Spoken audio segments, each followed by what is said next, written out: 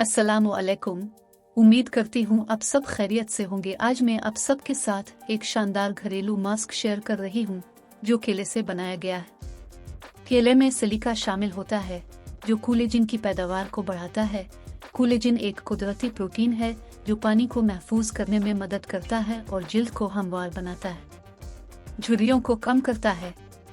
केला जिल्द को सेहत और खूबसूरती फराहम करता है।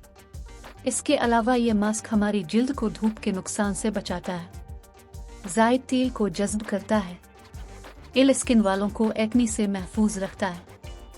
इस मास्क के अज्जा में आधा केला, चावल का आटा और कच्चा दूध शामिल है।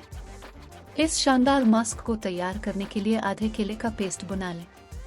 1 चमचा चावल का आटा और 1 चमचा कच्चा दूध आपस में मिक्स करके कुछ देर रखा रहने दें, फिर केले के पेस्ट के साथ अच्छी तरह मिक्स कर दें। ये मास्क एक स्क्रब भी है क्योंकि इसमें चावल का आटा मिलाया गया है। इस मास्क को चेहरे पर लगाने से पहले चेहरे को धो लें। उसके बाद जिस तरह मैंने केले के छिलके का इस्तेमाल करते हुए दूध से मसाज किया है, अब भी करें।